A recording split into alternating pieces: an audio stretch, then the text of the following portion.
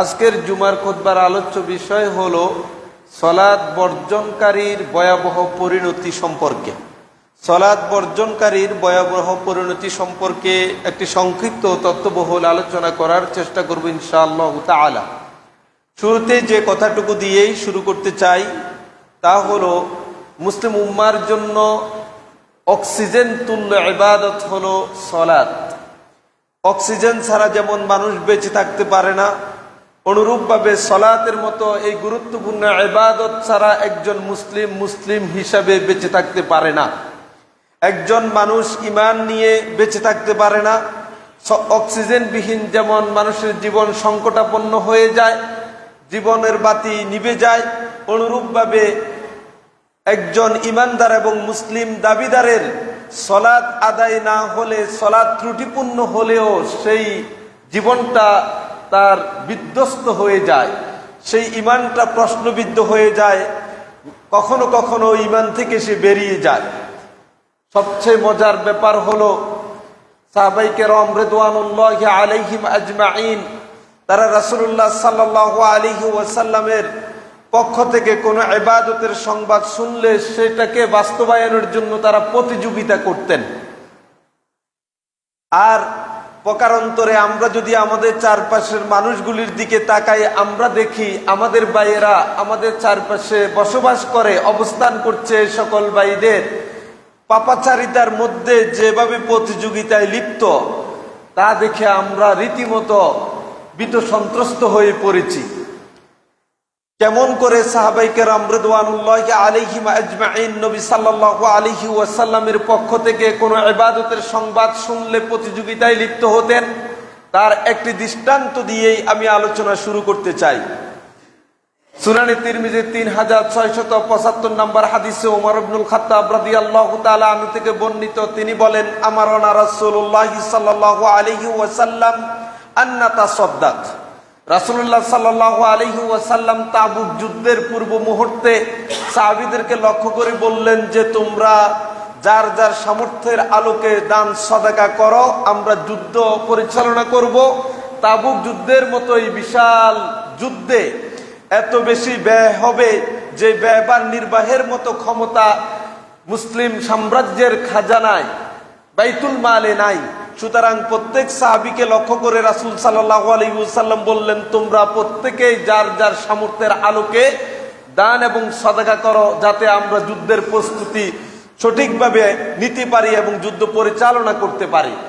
আমাদের সেই যুদ্ধ পরিচালনার জন্য অস্ত্রের পাশাপাশি ঘোড়া লাগবে, তীর লাগবে, খাবার পানীয় লাগবে।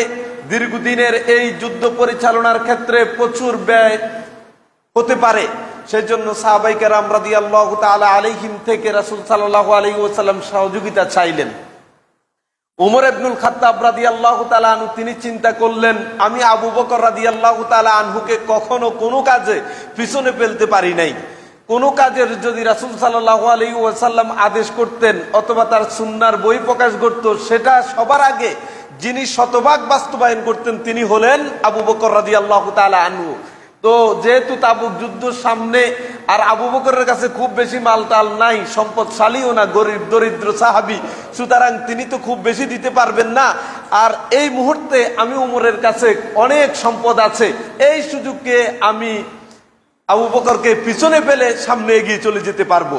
ঠিক এই কথাটুকু তিনি হাদিসের মধ্যে উল্লেখ করলেন যে ফাওয়াফাকা যালিকা ইনদি মালান, যে এমন সময় রাসূল সাল্লাল্লাহু আলাইহি ওয়াসাল্লাম আমাদেরকে দান সাদাকা করতে বললেন যখন আমি উমরের কাছে অনেক সম্পদ আছে।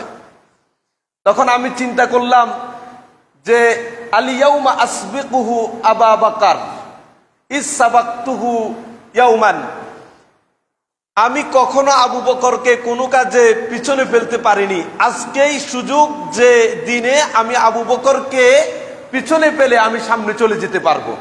তিনি চলে গেলেন বাড়িতে, দান সাদাকা করার জন্য সম্পদ নিয়ে আসবেন। কিছুক্ষণ পরে ফিরে আসলেন, ফাজিতু বিনিসফি মালি, তিনি বললেন, আমি উমর ইবনুল খাত্তাব আমার ঘরের মধ্যে যত সম্পদ আছে সব সম্পদের অর্ধেক নিয়ে আসলাম। আসার পরে রাসূলুল্লাহ সাল্লাল্লাহু আলাইহি ওয়াসাল্লাম বললেন, মা আবকাইতা ইয়া উমর লি আহলিক, হে উমর, তোমার পরিবারের জন্য কি রেখে এসেছ? এত বিশাল সম্পদ যে আমার জন্য তাবুক যুদ্ধের জন্য দিয়ে দিচ্ছ? তিনি বললেন, ইয়া রাসূলুল্লাহ, আবকাইতু লি আহলি মিথলা, আমি আমার পরিবার পরিজনের জন্য যা আপনার কাছে এখন নিয়ে আসলাম ঠিক সমপরিমাণ রেখে এসেছি। কিছুক্ষণ পরে আবু বকর রাদিয়াল্লাহু তাআলা আনহু আসলেন। ওয়া আতা আবু বকর রাদিয়াল্লাহু তাআলা আনহু বিকুল্লি মা ইনদা, তার বাড়িতে যা আছে সবকিছু নিয়ে হাজির হয়ে গেলেন। সুবহানাল্লাহি বিহামদি। আসার পরে রাসূল সাল্লাল্লাহু আলাইহি ওয়াসাল্লাম বললেন, মা আবকাইতা লি আহলিকা ইয়া আবু বকর, হে আবু বকর, তুমি তোমার পরিবারের জন্য কি রেখে এসেছো? আবু বকর রাদিয়াল্লাহু তাআলা আনহু উত্তর দিলেন, আল্লাহ ওয়া রাসূলাহ, আল্লাহ এবং তার রাসূলকে রেখে এসেছি। আমার পরিবারের জীবন নির্বাহের জন্য কোনো সম্পদ আমি রেখে আসিনি। এই কথা শোনার পরে উমর ইবনুল খাত্তাব রাদিয়াল্লাহু তাআলা আনহু তিনি বললেন, লা আসবিকুহু ইলা শাইইন আবাদা, এই আবু বকরকে কোনো কাজে পিছনে ফেলে অন্য কেউ সামনে চলে যাবে এটা কখনোই সম্ভব না। আল্লাহু আকবার। প্রতিযোগিতা দেখেছেন কিভাবে ওমর সামনে চলে যাবে আবু বকরকে পিছনে ফেলে, অথচ আবু বকর রাদিয়াল্লাহু তাআলা আনহু তিনি তার সামর্থ্যের সবটুকু নিয়ে আসলেন। আল্লাহ রাসূল সাল্লাল্লাহু আলাইহি ওয়াসাল্লাম দেখতে চাইলেন স্যাক্রিফাইসটা কার কত বেশি। উমরের সম্পদ অনেক বেশি হওয়ার পরেও সেটা হলো অর্ধেক, তার কাছে যা আছে সেটার অর্ধেক। আর আবু বকরের সম্পদ সামান্য পরিমাণ হলেও তার ঘরে যা আছে সবটুকু তিনি দিয়ে দিলেন। সুবহানাল্লাহি বিহামদিহি। প্রিয় ভাইয়েরা, তাহলে সাহাবায়ে কেরাম রিদওয়ানুল্লাহি আলাইহিম আজমাইন তারা কল্যাণমূলক কাজে, সওয়াবের কাজে প্রতিযোগিতা করতেন। আজকের প্রতিযোগিতা আমাদের হচ্ছে দুনিয়ামুখী। দুনিয়ায় কিভাবে আমি ভালো থাকতে পারি, সম্পদের পাহাড় তৈরি করতে পারি, হালাল হারামের প্রয়োজন নেই, সেই প্রতিযোগিতায় আমরা ব্যস্ত রয়েছি। চলুন, যে সকল ইবাদত আল্লাহ রাসূল সাল্লাল্লাহু আলাইহি ওয়াসাল্লাম আমাদেরকে করতে আদেশ করেছেন, কুরআনুল কারীম যে সকল ইবাদতকে আমাদের উপরে ফরজ করেছেন, তার সবচেয়ে গুরুত্বপূর্ণ ইবাদত হলো সালাত। সালাতের মর্যাদা, গুরুত্ব অনেক আমরা শুনেছি। আজকে সে প্রসঙ্গে আমার আলোচনা নেই। আমার আলোচনা হবে এই সালাত বর্জনকারী বা সালাতের প্রতি অবহেলাকারীদের কি পরিণতি হতে পারে, কোরআন সুন্নাহর আলোকে সেটি আমরা জানার চেষ্টা করব। সম্মানিত দ্বীনী ভাইয়েরা, সুলাইমান আলাইহিস সালাতু ওয়াস সালামের কথা আমরা জানি। সুলাইমান আলাইহিস সালাতু ওয়াস সালাম একবার তিনি যুদ্ধের প্রস্তুতি নিচ্ছিলেন। অনেক দূরের পথ পাড়ি দিয়ে গিয়ে তিনি যুদ্ধ করবেন। তখন তিনি তার অনুগত অনুসারীদেরকে বললেন, তার অনেকগুলি ঘোড়া আছে, সেই ঘোড়াগুলিকে যাতে তার সামনে উপস্থিত করা হয়। আল্লাহ তাআলা সেই কথা কোট করলেন কোরআনুল কারীমের সূরা সদের 31, 32, 33 নম্বর আয়াতে। তিনি বললেন যে ইজ উরিদা আলাইহি, যখন তার কাছে পেশ করা হলো, সুলাইমান আলাইহিস সালাতু ওয়াস সালামের কাছে যখন পেশ করা হলো, বিল গুদুবি, এক সন্ধ্যায়, আস-সাফিনাত আল জিয়াদ, উৎকৃষ্ট উন্নত জাতের ঘোড়াগুলি, তিনি যুদ্ধ পরিচালনা করবেন সে লক্ষ্যে এক সন্ধ্যায় আসরের সালাতের সময়ে তার কাছে 10,000 ঘোড়া, একবারে উন্নত জাতি, উন্নত প্রজাতির ঘোড়াগুলি সেখানে উপস্থিত করা হলো, যেগুলির বৈশিষ্ট্য হলো যখন দাঁড়িয়ে থাকে শান্তভাবে দাঁড়িয়ে থাকে, যখন যুদ্ধক্ষেত্রে ঝাঁপিয়ে পড়ে একেবারে ক্ষিপ্ততার সাথে সেগুলি ঝাঁপিয়ে পড়ে। এই ঘোড়াগুলির আরেকটি বৈশিষ্ট্য হলো যখন এক জায়গায় দাঁড়িয়ে থাকে তখন 3 পায়ের উপর দাঁড়ায়, 3 পায়ের উপর দাঁড়ায়, আরেক পা উঠিয়ে রাখে। এই ছিল সুলাইমান আলাইহিস সালাতু ওয়াস সালামের কাছে হাজির করা 10,000 ঘোড়ার বৈশিষ্ট্য, উন্নত প্রজাতির। তিনি সেগুলিকে একদিক থেকে দেখতে লাগলেন আসরের সালাতের পরে। দেখতে দেখতে এমন হয়ে গেল যে সূর্য ডুবে গেছে, আসরের সালাত তিনি পড়তে পারলেন না, সূর্য ডুবে গেল। কুরআনুল কারীমে সেই কথাটুকু কোট করলেন সূরা সদের 32 নম্বর আয়াতে। সুলাইমান আলাইহিস সালাতু ওয়াস সালাম তখন বললেন, ফাকালা আহবাবতু হুব্বাল আলাইয়া হুব্বাল খায়রি আমার কাছে এমন কিছু প্রিয় বস্তুকে আসক্তিময় করে দেয়া হলো, এমন কিছু বস্তু আমার কাছে প্রিয় হয়ে গেল যেগুলো আমাকে আন যিকরি রব্বি, আমার রবের ইবাদত থেকে আমাকে দূরে সরিয়ে দিল। আসরের সালাত আমি পড়তে পারলাম না, হাত্তা তাওয়ারাত বিল হিজাব, এমনকি আসরের সালাতের জন্য যে সূর্য বাকি থাকার কথা ছিল সূর্য নেই, সূর্য ডুবে গিয়েছে, পর্দার আড়ালে চলে গিয়েছে। তার মানে তিনি আসরের সালাত আদায় করতে পারলেন না। তিনি রাগ করে তার অনুগত অনুসারীদেরকে বললেন, এই 10,000 ঘোড়াকে আমার সামনে আবার নিয়ে আসো। নিয়ে আসা হলো। নিয়ে আসার পরে তিনি এই 10,000 ঘোড়াকে রাগ করে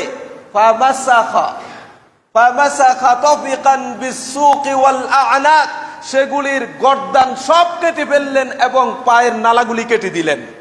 যেই ঘোড়া উন্নত প্রজাতির এই 10,000 ঘোড়াকে দেখভাল করতে গিয়ে ঠিক আছে কিনা আমি যুদ্ধ পরিচালনা করব, দেখতে দেখতে আমার আসরের সালাত চলে গেল, সূর্য ডুবে গেল, এই ধরনের ঘোড়া আমার প্রয়োজন নেই, সবগুলিকে তিনি জবাই করে দিলেন।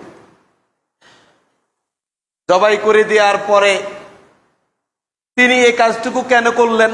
তিনি চাইলে তো সালাতটা কাজা করতে পারতেন, চাইলে তিনি এই সালাতটুকুকে আল্লাহর কাছে সময় চেয়ে নিয়ে আবার সূর্যকে ফিরিয়ে আনার মতো সুযোগ তিনি আবেদন করতে পারতেন, কিছু না কিছু ব্যবস্থা করতে পারতেন, কিন্তু কিছুই করলেন না। তিনি না করে এতটাই ব্যথিত হয়েছেন, যুদ্ধের জন্য প্রস্তুতকৃত ঘোড়াগুলিকে দেখতে গিয়ে আসরের সালাত তার ছুটে যাওয়াতে তিনি সেই ঘোড়াগুলিকে 10,000 একটা দুইটা না সবগুলিকে জবাই করে দিলেন, পাগুলি কেটে ফেললেন।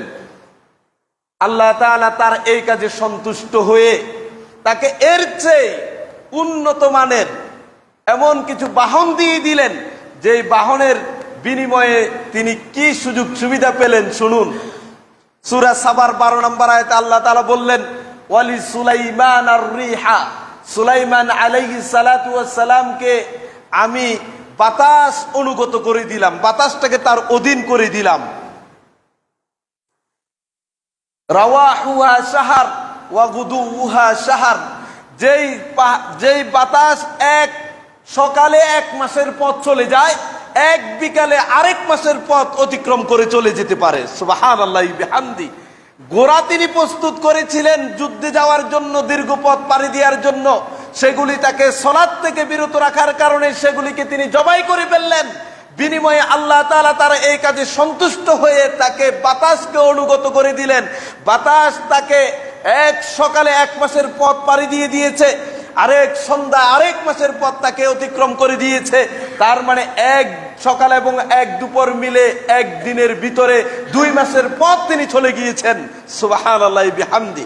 এই জন্যই তো কুরআনুল কারীম এবং রাসূলুল্লাহ সাল্লাল্লাহু আলাইহি ওয়াসাল্লামের হাদিসগুলি থেকে আমরা বুঝতে পারি, কোন ব্যক্তি যদি আল্লাহর জন্য স্যাক্রিফাইসটা যে পরিমাণে করবে, আল্লাহ তাআলা তাকে এর চেয়ে উন্নত মানের, এর চেয়ে অধিক মাত্রার তাকে পুরস্কার দিয়ে ভূষিত করেন। যেমন দেখুন, কোন ব্যক্তি যুদ্ধের ময়দানে যদি আল্লাহর সন্তুষ্টির জন্য কাফেরের বিরুদ্ধে লড়াই করতে করতে শাহাদাত বরণ করে, আল্লাহ তাআলা কি বললেন? ওয়ালা তাকুলু লিমান ইউকতালু ফি সাবিলিল্লাহি আমওয়াত, তোমরা আল্লাহর রাস্তায় শহীদ হওয়া মানুষগুলিকে মৃত বলো না, বাল আহইয়াউন, বরং এরা জীবিত। অথচ লোকটা দিয়েছে কি? জান।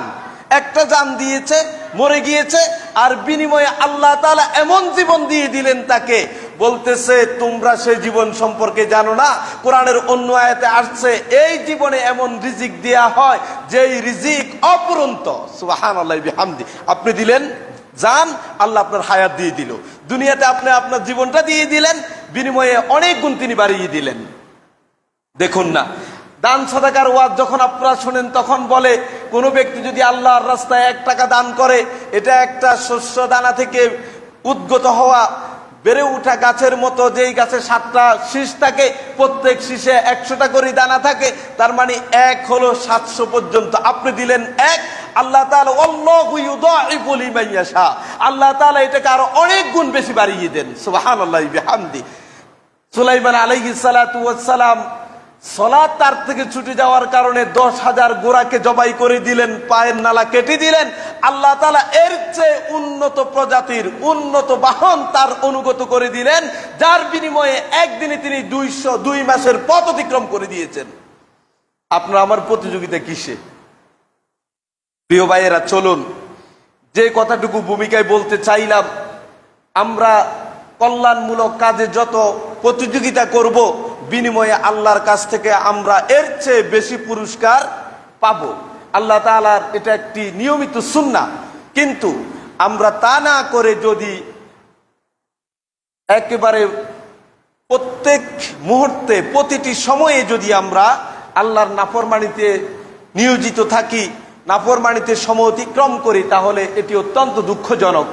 রাসূলুল্লাহ সাল্লাল্লাহু আলাইহি ওয়াসাল্লাম এবং কোরআনুল কারীমের যে আয়াতগুলি আমাদেরকে সালাত আদায়ের প্রতি উদ্বুদ্ধ করে, সেই সালাত আদায় আজকে সমাজের মানুষগুলির দিকে তাকালে কয়েক শ্রেণীর মানুষ আমরা খুঁজে পাই। আপনার সমাজের মানুষগুলির দিকে তাকালে দেখবেন এক শ্রেণীর মানুষ সালাত আদায় মোটেই করে না। খুব ভালো করে বোঝার জন্য বলছি, এক শ্রেণীর মানুষ তারা সালাত আদায় করে না। যারা সালাত আদায় করে না তাদের মধ্যে আবার দুই ধরনের লোক আছে। এক ধরনের হলো তারা বলে সালাত আদায় না করলে কি হবে, সালাতকে উপহাস অবজ্ঞা করে। আরেক শ্রেণীর মানুষ হলো তারা সালাত আদায় করে না কিন্তু সালাত আদায় করা উচিত এটা মনে করে। খুব ভালো করে বুঝবেন, যারা সালাত মোটেই আদায় করে না তাদের মধ্যে দুই ধরনের মানুষ। এক ধরনের মানুষ হলো সেই অবজ্ঞা করে এবং এই সালাতকে তার উপহাস করে, তার এক ধরনের বিধান। আরেক ধরনের মানুষ হলো যারা সালাত আদায় করে না বটে কিন্তু সালাত আদায় করা উচিত এমনটাই মনে করে। চলুন দ্বিতীয় যেই দল, সালাত আদায় না করার বাহিরে কিছু মানুষ আমাদের এই সমাজে আছে যারা সালাত আদায় করে, তাদের মধ্যে কয়েকটি ধরন আপনি খুঁজে পাবেন। যারা সালাত আদায় করে, হয় তারা নিয়মিত রাসূলুল্লাহ সুন্নাহর আলোকেই সালাত আদায় করে, অথবা সে মাঝে মাঝে আদায় করে, মাঝে মাঝে আদায় করে না। 2 ওয়াক্ত আদায় করে না, 3 ওয়াক্ত আদায় করে, একদিন আদায় করে, আরেক দিন আদায় করে না। ফজরের সালাত ছুটে যায় বা এশার সালাত তার ছুটে যায়। এই রকম মানুষদের সংখ্যাও কম না আমাদের সমাজে। এই ধরনের যারা আছে তাদের আরেক শ্রেণী হলো সালাত আদায় করে কিন্তু সালাতের যথা সময়ে আদায় করে না। আমি আদায় যারা করে তাদের শ্রেণী বিন্যাস আপনাকে বলছি। প্রথমত হলো যারা সালাত আদায় করে তাদের প্রথম শ্রেণী হলো নিয়মিত সঠিকভাবে সুন্নাহর আলোকেই আদায় করে। দ্বিতীয়ত হলো মাঝে মাঝে আদায় করে, মাঝে মাঝে আদায় করে না। তৃতীয়ত হলো সালাত আদায় করে তবে সালাতের সময় চলে যাওয়ার পরে কাজা হয় তার, অথবা সময়ের প্রতি তার কোনো গুরুত্ব নেই। চতুর্থ হলো সালাত আদায়কারীদের মধ্য থেকে এক শ্রেণীর সালাত আদায়কারী আছে যারা মানুষকে দেখানোর জন্যই সালাত আদায় করে। সমাজের মানুষ আমাকে নামাজি বলবে, মসজিদের দায়িত্বে আমি আছি, যদি সালাত আদায় না করি মানুষ কি বলবে, অথবা আমার ছেলের বউ আমার আত্মীয় স্বজনদের কাছে আমি বেনামাজি হিসাবে আখ্যায়িত হয়ে যাব, এই জন্য আমি সালাত আদায় করি। আরেক ধরনের মানুষ হলো তারা সালাত আদায় করে তবে জামাতের সাথে সালাত আদায় করে না। জামাতের সাথে সালাত আদায় করতে তার মানে আগ্রহ আমরা দেখতে পাই না। সম্মানিত দ্বীনী ভাইয়েরা, এই যে বিভিন্ন শ্রেণী এবং ধরনের কথা আপনার কাছে তুলে ধরলাম, তার প্রত্যেকটির আলাদা আলাদা বিধান ইসলামী শরিয়ায় রয়েছে।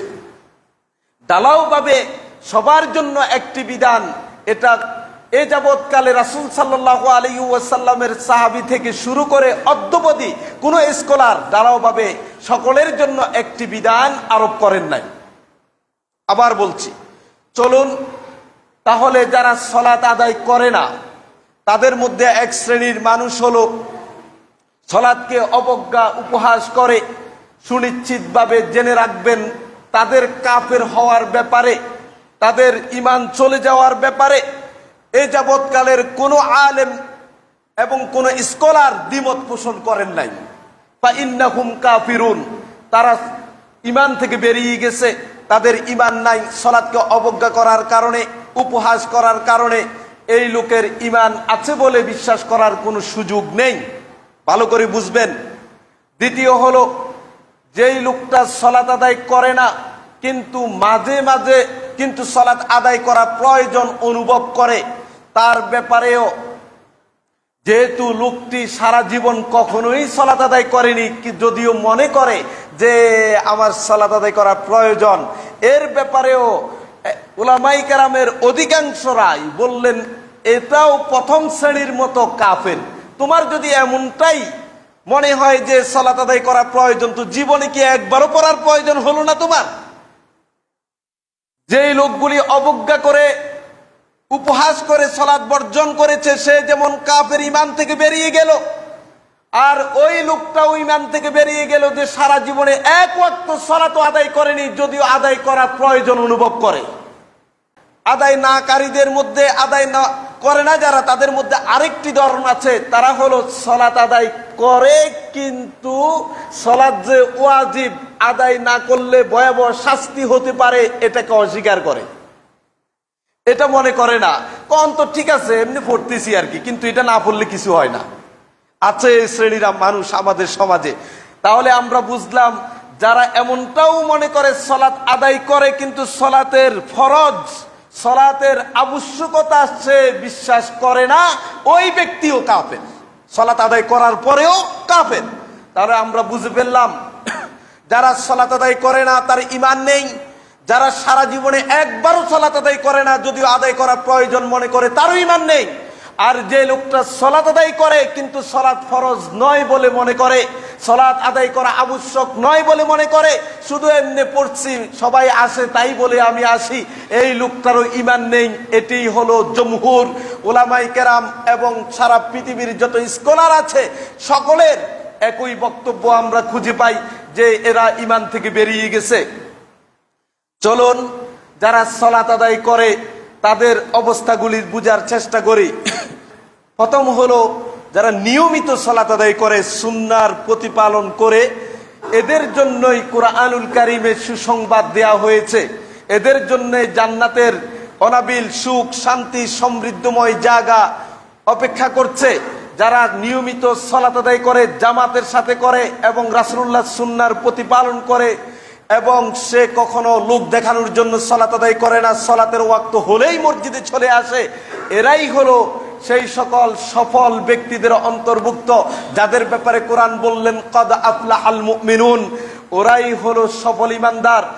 কদ আফলাহাল মুমিনুন আল্লাযীনা হুম ফি সালাতিহিম খাশিউন, ওই সকল মানুষ ঈমানদার যারা তাদের সালাতটা আল্লাহর ভয় অন্তরে লালন করে আদায় করে। সুতরাং এই শ্রেণীর মানুষদের জন্যই প্রকৃতপক্ষে জান্নাতের সেই সুসংবাদ রয়েছে। সম্মানিত দ্বীনী ভাইয়েরা, সালাত আদায়কারীদের দ্বিতীয় দল যারা মাঝে মাঝে আদায় করে, দুঃখজনক ব্যাপার, এই শ্রেণীর মানুষ আমাদের সমাজে অনেক বেশি। মুসলিম ঘরে জন্মগ্রহণ করে কখনো সে সালাত আদায় করে, কখনো সে সালাত আদায় করে না। তার ব্যাপারে বিধান কি? তার ব্যাপারে বিধান বলার আগে আপনাকে বলে রাখি, সাহাবায়ে কেরাম রিদওয়ানুল্লাহি আলাইহিম আজমাইন তারা কি মনে করতেন এই লোকগুলির ব্যাপারে, ফতোয়া জানার আগে তাদের বক্তব্যটা আপনাকে জানান দিতে চাই। রাসূলুল্লাহ সাল্লাল্লাহু আলাইহি ওয়াসাল্লামের সাহাবী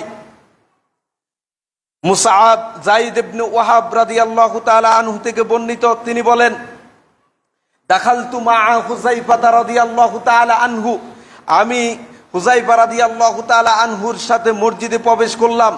ফারাআ রাজুলান, আমি এক লোককে দেখতে পেলাম, ইউসাল্লি, সে সালাত আদায় করছে, লা ইউতিম্মু রুকুআহ, সেই রুকুটা সুন্দরভাবে দেয় না, রুকুটা পূর্ণাঙ্গভাবে আদায় করে না, ওয়ালা সুজুদা, এবং সিজদাও ঠিকভাবে সে দেয় না।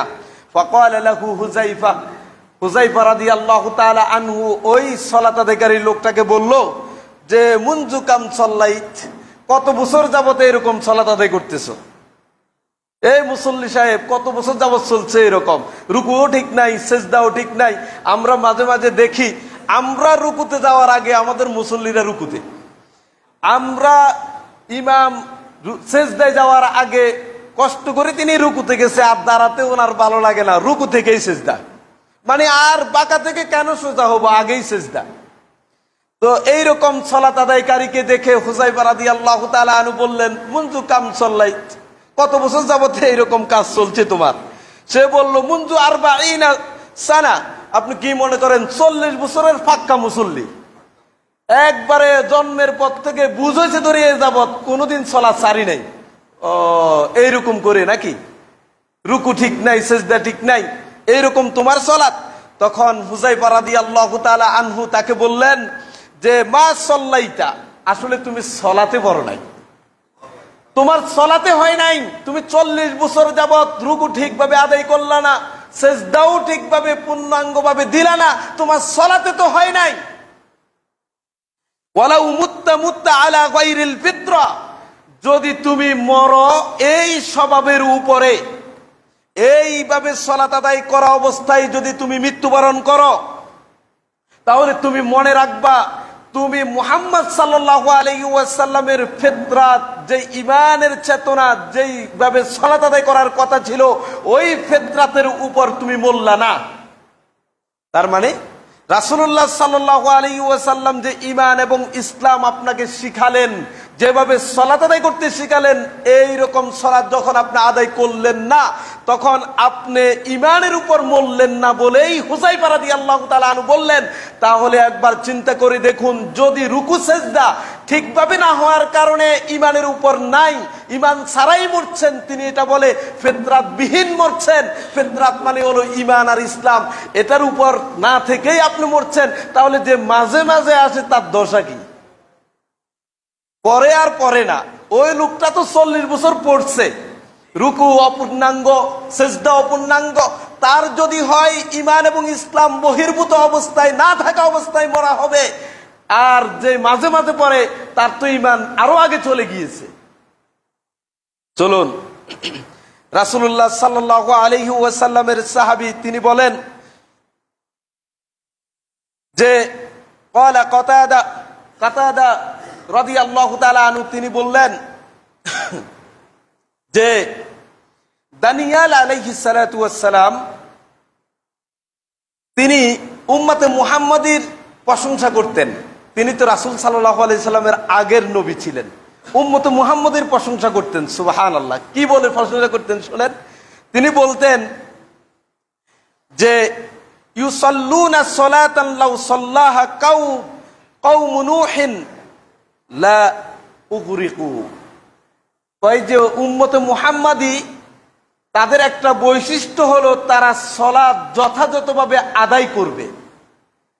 সুতরাং কাউমের নূহের জাতি যদি উম্মতে মুহাম্মাদের মতো সালাত আদায় করত, তাহলে তাদেরকে পানিতে ডুবিয়ে মারা হতো না। আল্লাহু আকবার। তাহলে সালাত যদি আদায় করত দানিয়াল আলাইহিস সালাম, তিনি বললেন নূহের জাতিকে পানিতে ডুবানো হতো না। চলুন, ওয়া আদুন মা উরসিলাত আলাইহিমুর রিহ, এবং আদ জাতির উপরে যেই প্রবল বায়ু দিয়ে ধ্বংস করা হয়েছিল, এই বায়ু দিয়ে তাদেরকে ধ্বংস করা হতো না। ওয়া সামুদ মা আখাযাতুহুমুস সাইহা, যেই সামুদ জাতিকে বিকট আওয়াজ দিয়ে, ভূমিধস বিকট আওয়াজ দিয়ে পৃথিবী থেকে নিচ্ছিন্ন করে দেওয়া হয়েছে, এই রকম সামুদ জাতিকে ধ্বংস করা হতো না যদি মুহাম্মদ সাল্লাল্লাহু আলাইহি ওয়াসাল্লামের উম্মার মতো সালাত আদায় করত।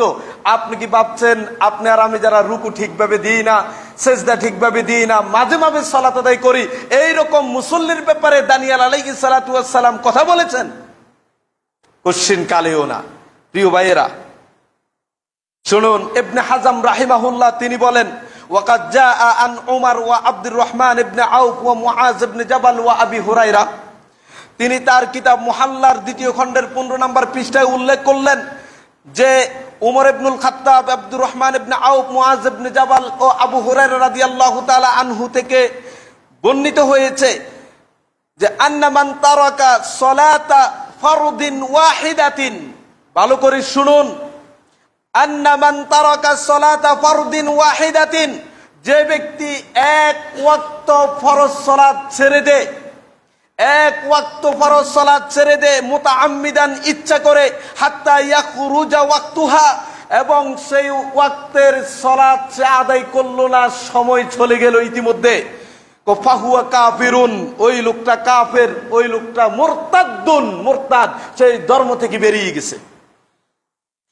মুআজ ইবনে জাবাল, আব্দুর রহমান ইবনে আউফ এবং উমর ইবনুল খাত্তাব, আবু হুরায়রা রাদিয়াল্লাহু তাআলা আনহু সহ একদল সাহাবীর মতামত ছিল সামগ্রিকভাবে সালাত আদায় না করলে যেমন কাফের হয়ে যায়, অনুরূপভাবে এক ওয়াক্ত সালাত যদি ইচ্ছা করে, অবহেলা করে, অবজ্ঞা করে তার থেকে ছুটে যায়, ওই লোকটাও কাফেরে পরিণত হলো এবং সে মুরতাদ হলো, তার রক্তকে হালাল করে দেয়া হলো। প্রিয় ভাইয়েরা, এই যাবৎ যে কথাগুলি আপনাকে বললাম, সালাত আদায়কারীদের দ্বিতীয় দলের কথা বললাম আপনাকে, যারা সালাত মাঝে মাঝে আদায় করে। এখান থেকে বুঝে নেন সাহাবায়ে কেরাম রিদওয়ানুল্লাহি আলাইহিম আজমাইন তাদের বক্তব্য হলো, বিশাল একদল সাহাবীরা মনে করতেন এক ওয়াক্ত যদি ইচ্ছা করে ছেড়ে দেয় সেই কাফের, মুরতাদ, সে ঈমানদার দাবি করার সুযোগ নেই। আমি বলতে চাই, আপনার ঘরে আপনার ছেলে এরকম প্রতিদিন এক দু ওয়াক্ত করে সালাত ছেড়ে দে, আপনি তার জন্য বাজার করে খাওয়ান, আপনার স্ত্রী তার জন্য রান্না করে, তিনি আবার জুমার দিনে ইমাম সাহেব, খতিব সাহেবকে দাওয়াত করে খাওয়ানোর আয়োজন করেন। আপনি মনে করেন যদি উমর ইবনুল খাত্তাব রাদিয়াল্লাহু তাআলা আনহুর এই ফতোয়ার আলোকে আপনাকে আমি বলি আপনার ছেলে কাফের, আপনার ছেলে কাফের হওয়ার কারণে আপনার থেকে তার সম্পর্ক বিচ্ছিন্ন, বিচ্ছিন্ন হয়ে গেলে আমি একজন ইমান অথবা ইসলাম চর্চা করার কারণে আমি একজন কাফেরের ঘরে গিয়ে কি দাওয়াত খেতে পারি? আপনার কি মনে হয়, যদি আমি আপনার ছেলের ঘরে গিয়ে দাওয়াত না খাই, আপনিই পরের জুমা থেকে ওই ইমাম সাহেব, খতিব সাহেবের বিরুদ্ধে ব্যবস্থা নেওয়া শুরু করবেন? উমর ইবনুল খাত্তাব রাদিয়াল্লাহু তাআলা আনহু, মুআজ ইবনে জাবাল রাদিয়াল্লাহু তাআলা আনহু সহ যে সকল সাহাবীরা মনে করেন এক ওয়াক্ত সালাতে যদি কেউ ইচ্ছা করে ছেড়ে দেয়, ওই ব্যক্তি ঈমান থেকে বেরিয়ে গেল, মুরতাদ হয়ে গেল, কাফের হয়ে গেল, তার রক্ত হালাল হয়ে গেল, আপনার থেকে আপনার সন্তানকে আলাদা করে দিতে হবে, আপনার ওয়ারিস থেকে সে বঞ্চিত হবে, তার স্ত্রী তালাক হয়ে যাবে, সন্তানরা তার থেকে হাত বিচ্ছিন্ন হয়ে যাবে। তাকে ইসলামী সরকার হলে তাহলে তার পরিবারের সদস্যদেরকে সকলকে দাসে পরিণত করা হবে, তাকে মুসলিমদের কবরস্থানে মাটি দেওয়া হবে না। একবার ভেবে দেখুন, উমর ইবনুল খাত্তাব রাদিয়াল্লাহু তাআলা আনহু যদি এখন বেঁচে থাকতেন, আর যদি এটা উমরের সাম্রাজ্য হতো, তাহলে আপনার ব্যাপারে, আপনার সন্তানের ব্যাপারে কি বিধান আসতো, আমার সন্তানের ব্যাপারে কি ফতোয়া দেয়া হতো? অথচ আপনি একজন মসজিদের প্রথম কাতারে দাঁড়িয়ে সালাত আদায় করি মুসল্লি, নিয়মিত সালাত আদায় করেন, আপনি কেমনে একটা কাফেরের জন্য বাজার করে খাওয়ান? আপনার স্ত্রী কিভাবে রান্না করে কাফের সন্তানকে খাওয়ায়? আপনার কি লজ্জা লাগে না? এটা কেমনে সম্ভব হতে পারে? একবার ভেবে দেখুন। মাঝে মাঝে সালাত আদায় করে আবার ঈমানের দাবি করেন। চলুন, তৃতীয় শ্রেণীর যে মানুষগুলি রয়েছে তারা হলো সালাত আদায় করে কিন্তু সুন্দরভাবে করে না, সুন্দর সালাত আদায় করে না, রুকু সেজদা এগুলিকে ঠিকভাবে আদায় করে না।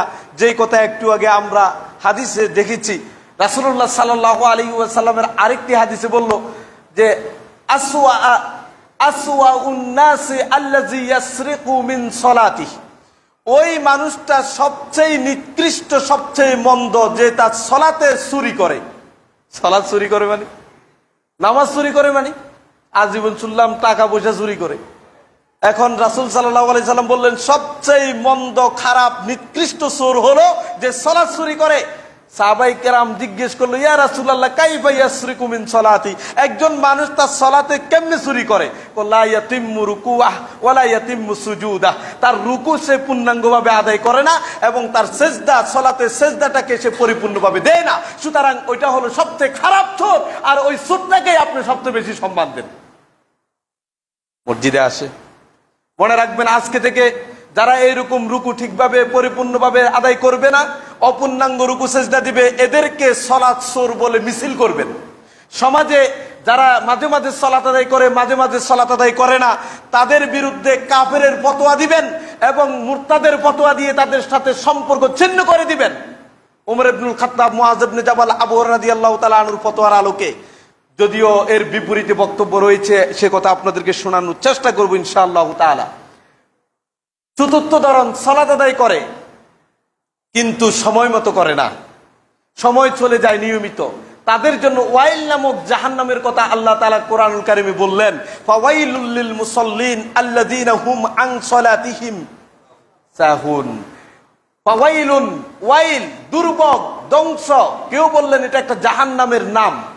ওয়াইল নামক জাহান্নাম ওই সকল মুসল্লিদের জন্য যারা সালাতের ব্যাপারে অলস। এই কথা বলার পরে রাসূলুল্লাহ সাল্লাল্লাহু আলাইহি ওয়াসাল্লামের এক সাহাবী তার বাপকে বললেন, হে আব্বা, আপনি যে বললেন যে যারা সালাতের ব্যাপারে গাফেল, অমনোযোগী, তাদের জন্য ওয়াইল, দুর্ভোগ, ধ্বংস, ওয়াইল নামক জাহান্নাম, তাহলে আমাদের মধ্যে এমন কোন লোকটা আছে যে সালাতের মধ্যে অমনোযোগী হয় না, যে সালাতে অলসতা প্রদর্শন করে না, মাঝে মাঝে হলো তো তার মধ্যে বেখেয়াল হয়ে যেতে পারে, তাহলে তার জন্য কি সেই ওয়াইল নামক জাহান্নাম? তখন তিনি তার ছেলেকে জবাব দিলেন, শোনো, তুমি যেটা বুঝলা রাসূল সাল্লাল্লাহু আলাইহি ওয়াসাল্লাম কোরআনের আয়াত দিয়ে সেটা বুঝাতে চাননি। তিনি বললেন সহিহ তারগিবের 576 নম্বর হাদিসে, লাইসা যাক ইন্নামা হুয়া ইদাআতুল ওয়াক্তি ইয়ালহু হাত্তা ইয়াদি আল ওয়াক্ত, কয় এটা দ্বারা হলো ওই সকল মুসল্লি যারা সময়কে নষ্ট করে, সালাতের ওয়াক্তের মধ্যে সালাত আদায় করে না, সালাতের ওয়াক্ত চলে গেল, জামাত চলে গেল, শেষ সময়ে আসছে, ওয়াক্ত যায় তখন পরে, অথবা চলে গেলেও তার অনুভূতি নাই, মনে করে আরে কাজা করে নিব, অসুবিধা নাই, ফজরের সালাতে ঘুমিয়েছিল, ফজর গেল, জোহরের সময় এসে ফজর জোহর একসাথে পড়ে, কোনো অনুভূতি তার ভিতরে জাগ্রত হয় না। তুমি একবার ভেবে দেখো, ফাওয়াইলুন। উলামায়ে কেরাম, মুফাসসিরিনে আযম তারা বললেন ওয়াইল হলো জাহান্নামের নিম্নভূমি, যেখানে যদি আসমান, জমিন, পাহাড় পর্বতের সবকিছুকে ঢেলে দেওয়া হয় তাহলে সবগুলি তার উত্তপ্ততার কারণে জ্বলে পুড়ে একেবারে ছাই ছাই হয়ে যাবে। এইরকম ওয়াইল নামক জাহান্নাম ওই মুসল্লিদের জন্য। যদি সালাতের ব্যাপারে, সালাতের সময়ের ব্যাপারে অলস ব্যক্তির এই শাস্তি হয়, যে সালাত পড়ে না তার জন্য কি ভয়াবহ শাস্তি, যে সালাত ছেড়ে দেয় তার কি দশা। আশা করি বুঝতেছেন। এরপরে আরেক ধরনের, সংক্ষেপে বলে যাচ্ছি, আরেক ধরনের সালাত আদায়কারী হলো মানুষকে দেখানোর জন্য পড়ে, পাক্কা মুসল্লি, মাঝে মাঝে অজু ছাড়াও পড়ে, মাঝে মাঝে অজু ছাড়াও পড়ে। সেই কিছু প্রমাণ আমাদের কাছেও আছে। আমার দেখা এরকম একটা ঘটনা আপনাকে বলি। অনেক প্রতিষ্ঠানের শিক্ষকরা খুব চাপাচাপি করে ছাত্ররা যাতে তাকবীরে উলার সাথে সালাত আদায় করে, না হলে তার শাস্তি হয়, জরিমানা হয়, বিভিন্ন ধরনের শাস্তি তার জন্য রাখা আছে। এখন এই শাস্তি থেকে বাঁচার জন্য ধরেন ফজরের সালাতে ইমাম সালাত শুরু করে দিল, ছেলেটা উঠতে দেরি করলো, সে ওয়াশরুমে গেছে, এদিকে ইমাম কোথায় চলে গেল, রুকুতে চলে গেল। রুকু যদি হারিয়ে যায় তাহলে তো তার তাকবীরে উলা বা সালাত এক রাকাত পায় নাই, এটা তো প্রমাণ হয়ে যাবে। সেজন্য সে কি করে, ওই সেখান থেকে দৌড় দিয়ে এসে ইমামের সাথে রুকুতে, কিসের তার অজু, কিসের তার পবিত্রতা, সালাতে দাঁড়িয়ে যায়, ইমাম সালাম ফিরিয়েছে, তার সাথে সালাম ফিরালো। আরেকটা আপনাকে বলি, কিছু ছেলে আছে অজু টজু সবই ঠিকভাবে করছে, কিন্তু ইমাম রুকুতে চলে গেছে, সে এসে রুকু থেকে উঠে গেল, এক রাকাত চলে যাচ্ছে, ইমামের সাথে এক রাকাত না পাওয়ার পরেও সে সালাম ফিরিয়ে ফেলে, বুঝায় যে আমি পাইছি। কিন্তু মজার ব্যাপার হলো, এ যদি শেষ কাতারে সালাম ফিরিয়ে ফেলে, তার সামনে দুই কাতারের মানুষ যখন দ্বিতীয় এক রাকাত পায় না দাঁড়ায় যায়, তাহলে ওই যে পুরা সালাত পাইলো এটা বুঝা গেল কেমনে? তার মানে এই সালাত চুরি করছে, সালাত না পেয়েও সালাম ফিরাইছে, বুঝেন নাই মনে হয়, এটাই তো প্রমাণিত হলো। তা আসুন, আমাদের সমাজের এক শ্রেণীর মানুষ আছে যারা মানুষকে দেখানোর জন্য মূলত সালাত আদায় করে। কোরআনুল কারীমের সূরাতুল কলামের 42 এবং 43 নম্বর আয়াতের কি বলে শুনেন, ইয়াউমা ইউকশাফু আন সাক, সেদিন কিয়ামতের দিন আল্লাহ তাআলা তার পায়ের নালাটাকে উন্মুক্ত করবেন। ঈমানদারদের যারা সালাত আদায় করে হাসরের মাঠে, কিয়ামতের মাঠে মানুষদেরকে লক্ষ্য করে বলবেন, যারা ঈমানদার তাদেরকে ডাকবেন, তার পায়ের নালাটাকে খুলে দেয়া হবে। খুলে কি করা হবে, ওয়ায়ুদাউনা ইলা সুজুদি ফালা ইস্তাতিউন, তাদেরকে বলবে আসো সিজদা করো, ফালা ইস্তাতিউন, ওই মানুষগুলি সিজদা করতে পারবে না। কারা এরা? খাশিআতান আবসারুহুম, তাদের চেহারা ওই দিন ভীত সন্ত্রস্ত হয়ে যাবে। তারহাকুহুম জিল্লাহ, তাদের অপমান অপদস্থ তাদের উপর উপচে পড়বে, তাদেরকে আচ্ছন্ন করে রাখবে। ওয়াকাদ কানু ইউদআউনা ইলা সুজুদি ওয়া হুম সালিমুন, অথচ এই মানুষগুলি যাদেরকে কিয়ামতের মাঠে সিজদা করার জন্য আল্লাহ রাব্বুল আলামিনের কাছে ডাকা হচ্ছে, ওই মানুষগুলি দুনিয়াতে সুস্থ সক্ষম থাকা অবস্থায় যখন মুয়াজ্জিন হাইয়া আলাস সালাহ হাইয়া আলাল ফালাহ বলে মসজিদে ডাকলো, তখন তারা মসজিদে এসে সিজদা দেয় নাই। ওই দিনও তারা সিজদা দিতে পারবে না। সহিহ বুখারীর বর্ণনা হলো, যারা দুনিয়াতে মানুষকে দেখানোর জন্য সালাত আদায় করে, ওই দিন আল্লাহ রাব্বুল আলামিন তার পায়ের নালাকে উন্মুক্ত করে যখন বলবে সিজদা করো, তখন তারা সিজদা দিতে যাবে, যাওয়ার পরে সিজদা দিতে পারবে না, একবারে পিঠিটা কাঠের মতো এইভাবে সোজা হয়ে থাকবে। আপনি দিতে চাইবেন, বাঁকা হবে না, কারণ বলা হবে কিভাবে আজকে তুমি সিজদা দিতে চাও? তুমি তো দুনিয়াতে মানুষকে দেখানোর জন্যই সিজদা করেছিলা, দুনিয়াকে মানুষকে দেখানোর জন্যই রুকু করেছিলা, আজকে তুমি আমাকে সিজদা দিতে আসো, সিজদা দিতে পারবেন না। ওই দিন তো আপনি হাজার চেষ্টা করেও এটা প্রমাণ করতে পারবেন না যে আল্লাহর জন্য সালাত আদায় করেছিলেন। আপনার পিঠটা এভাবে সোজা থাকবে, সোজা। সহিহ বুখারীর হাদিস। প্রিয় ভাইয়েরা, তাহলে আমরা বুঝতে পারলাম সালাত আদায় যারা করে তাদেরও বিভিন্ন ধরন এবং প্রকৃতি রয়েছে। সর্বশেষ যে ধরনটা আছে তারা হলো জামাতের সাথে সালাত আদায় করতে চায় না, জামাতের সাথে সালাত আদায় করতে চায় না, অথবা জামাতের প্রতি তার আগ্রহ জন্ম নেয় না। সহিহ বুখারী এবং মুসলিমের হাদিস শুনুন, তিনি বললেন মুনাফিকদের কাছে সবচেয়ে কষ্টকর সালাত হলো সালাতুল ইশা এবং সালাতুল ফজর। ফজরের সালাত এবং ইশার সালাত খুব কষ্টকর মুনাফিকদের কাছে, কারণ তারা এই দুই ওয়াক্ত সালাত আদায় করতেন না। আপনি আর আমি ইমানদার দাবি করে সমাজের নেতৃত্ব দিচ্ছি, ফজরের সালাত আর ইশার সালাত না পড়েই পাক্কা ইমানদার। আর রাসূল সাল্লাল্লাহু আলাইহি সাল্লাম বললেন এগুলি মুনাফিক। আর এই মুনাফিকদের কাছে এই দুই ওয়াক্ত সালাত সবচেয়ে কষ্টকর। রাসূল সাল্লাল্লাহু আলাইহি সাল্লাম বলেন, যদি তারা জানতো এই দুই ওয়াক্ত সালাতের মধ্যে কি মর্যাদা রয়েছে, কি কল্যাণ রয়েছে, তাহলে তারা হামাগুড়ি খেয়ে হলেও এই ফজর এবং ইশার সালাতে তারা অংশগ্রহণ করত। এরপরে তিনি বললেন, আমার খুব ইচ্ছা হয় যখন সালাতের সময় হয় তখন আমি সালাত শুরু করে দিয়ে আমার জায়গায় একজনকে ইমাম বানিয়ে আমি ওই সকল বাড়িঘর গুলিতে চলে যাই যে বাড়িঘর গুলিতে মানুষগুলি সালাত আদায় করতে মসজিদে আসে নাই, জামাতে অংশগ্রহণ করে নাই, এবং লোকদেরকে বলি তোমরা কাঠ সংগ্রহ করো, আর সেই বাড়িঘর চারদিক থেকে তাদের বাড়িঘরগুলিকে আমি জ্বালিয়ে পুড়িয়ে শেষ করে দিই। আমার খুব ইচ্ছা হয়, কিন্তু ওই বাড়িঘরগুলিতে নারী পুরুষ, নারী রয়েছে, শিশু রয়েছে, বৃদ্ধ রয়েছে, এই জন্যই আমি এই কাজটুকু করছি না, না হলে বাড়িঘরটুকু জ্বালিয়ে দিতাম। সালাত আদায় করে ঘরের ভিতরে, ঘরকে মসজিদ বানিয়েছে।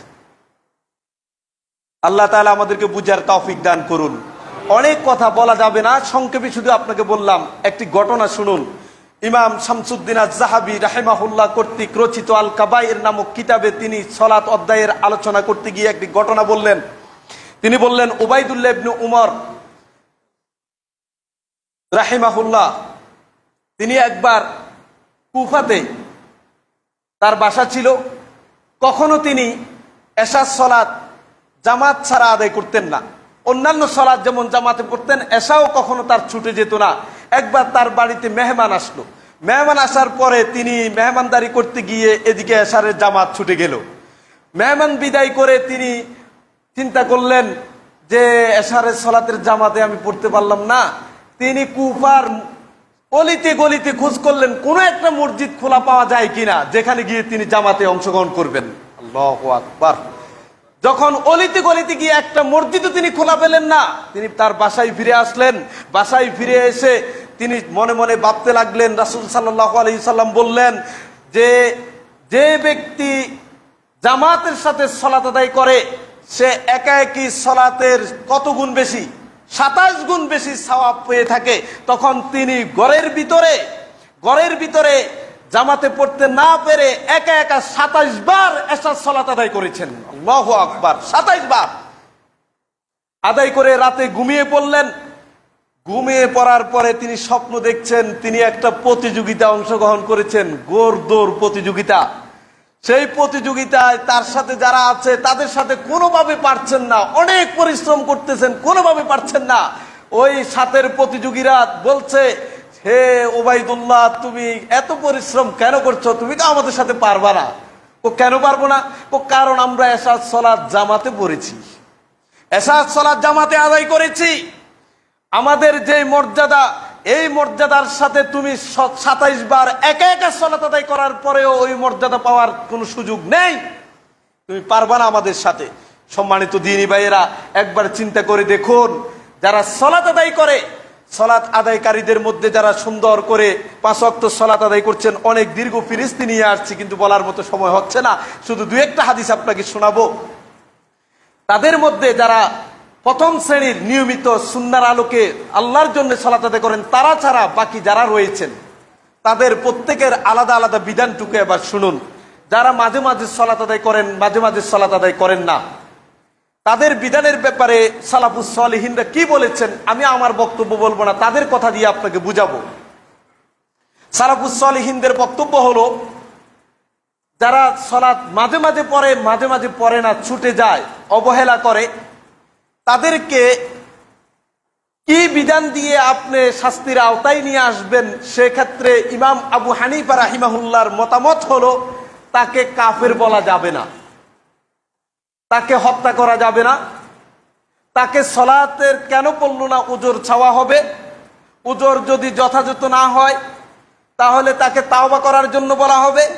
তাওবা যদি না করে তাকে বন্দি করে রাখা হবে জেলখানায়।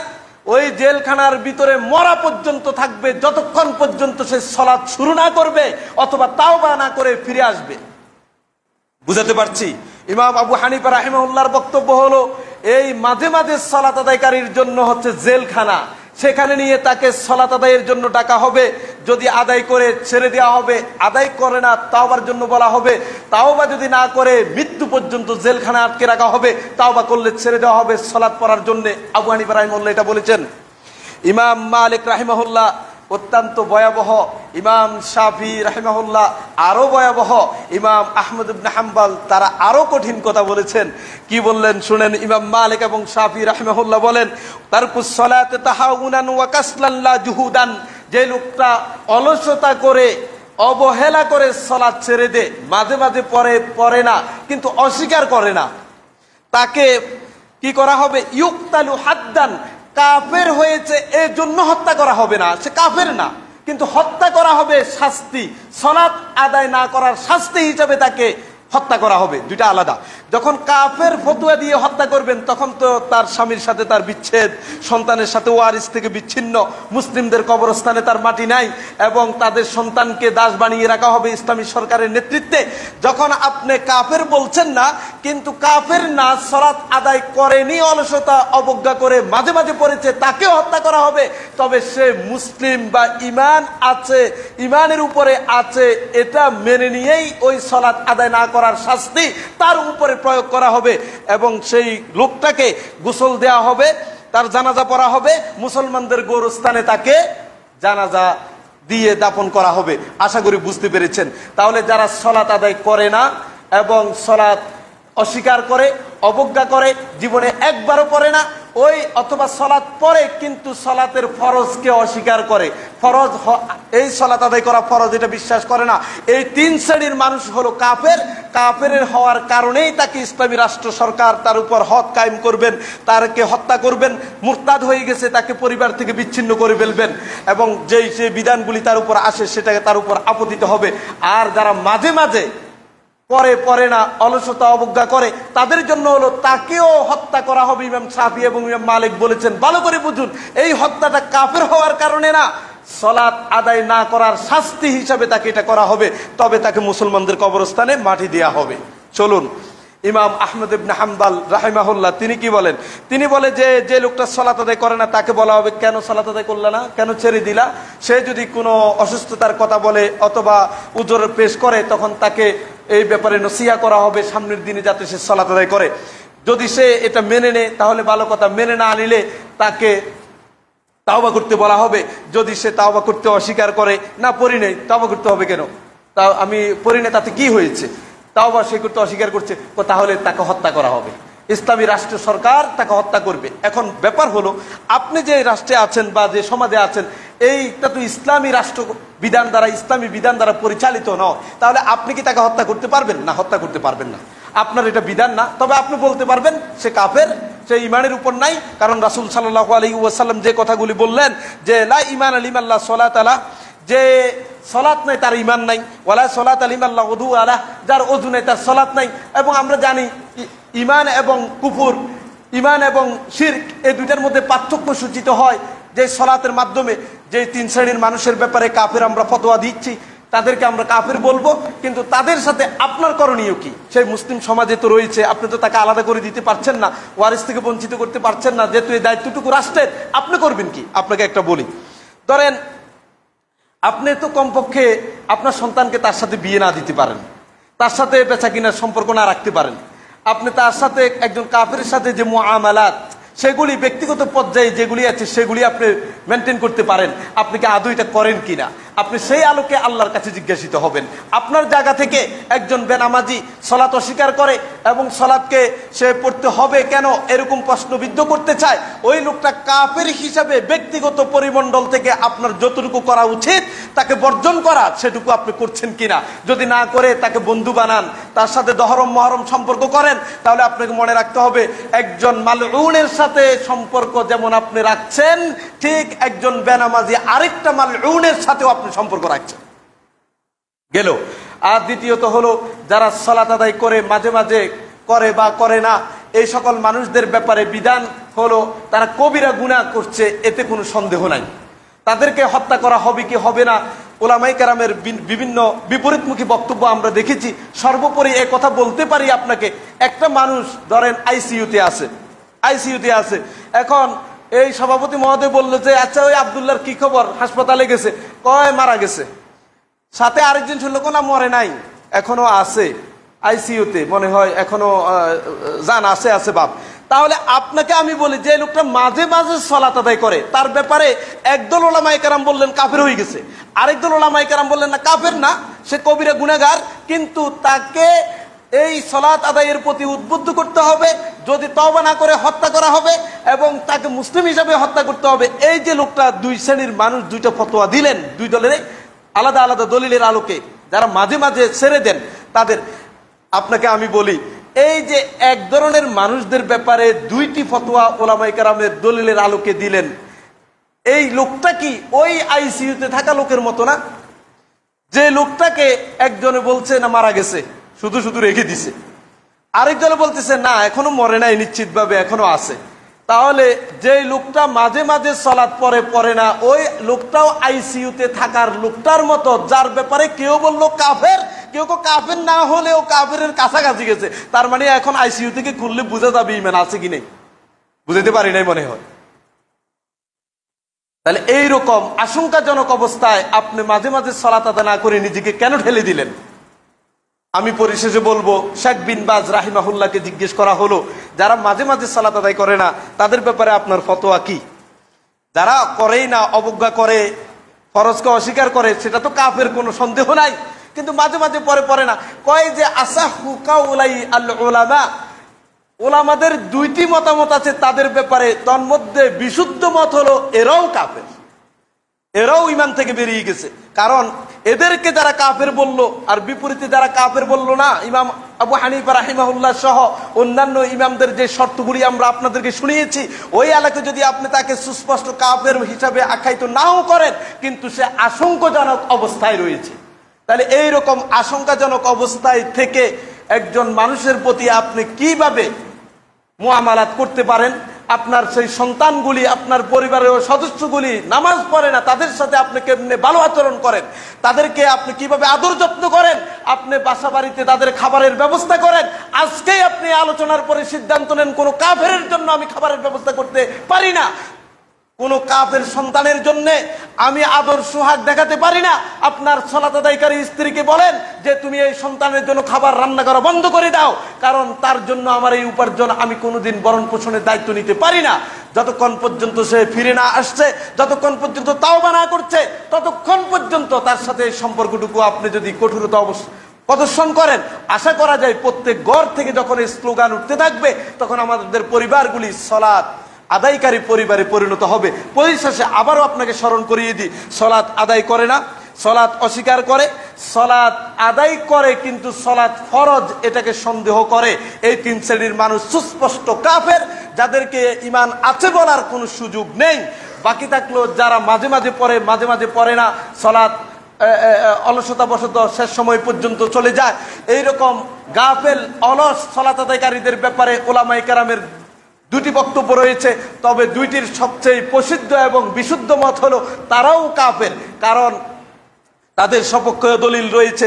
যদিও বিপরীতে যারা কথা বলেছেন তারা বললেন সুস্পষ্ট ওই কাফেরের মতো না হলেও সে যদি তওবা করে ফিরে না আসে তাহলে সে কুফুরের মধ্যেই থাকবে যতক্ষণ সে তওবা না করছে, তবে মারা গেলে তাকে ওই কাফেরের মতো অমুসলিমদের গোরস্থানে তাকে পাঠানো দরকার নাই, মুসলিমদের গোরস্থানে থাকবে। এই হলো ব্যবধান।